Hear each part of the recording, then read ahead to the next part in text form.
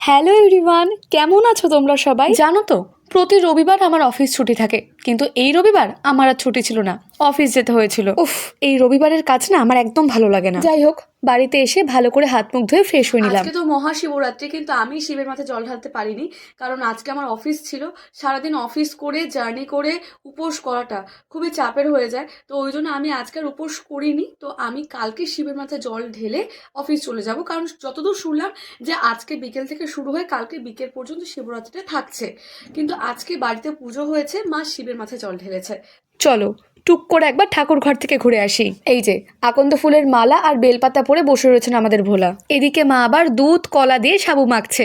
রাতে এটাই আজ আমাদের খাওয়া হবে। মায়ের সাবু মাখা দেখে আমার তাড়াতাড়ি খিদে পেয়ে গেছে। মায়ের থেকে নিয়ে চলে এসেছি এক বাটি কানায় কানায় ভর্তি সাবু মাখা আর ফল মিষ্টি। রাত হয়ে গেছে তো ওই জন্য ফলটা বেশি নিইনি। জানো তো, আমার কোনো কিছুতে বেশি মিষ্টি ভালো লাগে না, না পায়েসে আর না সাবু মাখাতে। মায়ের এই মাখাটা আজকে একদম পারফেক্ট হয়েছিল। আমার সঙ্গে খেতে বসেছিল আমার ভাইও। ও আমার থালায় রাখা দইটার দিকে এমন ভাবে তাকিয়েছিল, বুঝেই গেছিলাম না দিয়ে খেলে নির্ঘাত আমার পেট খারাপ হবে। তাই বেকার রিস্ক নিয়ে লাভ নেই, বেচারাকে দিয়ে খাওয়াটাই ভালো। আজকে টাটা, দেখাচ্ছ খুব তাড়াতাড়ি।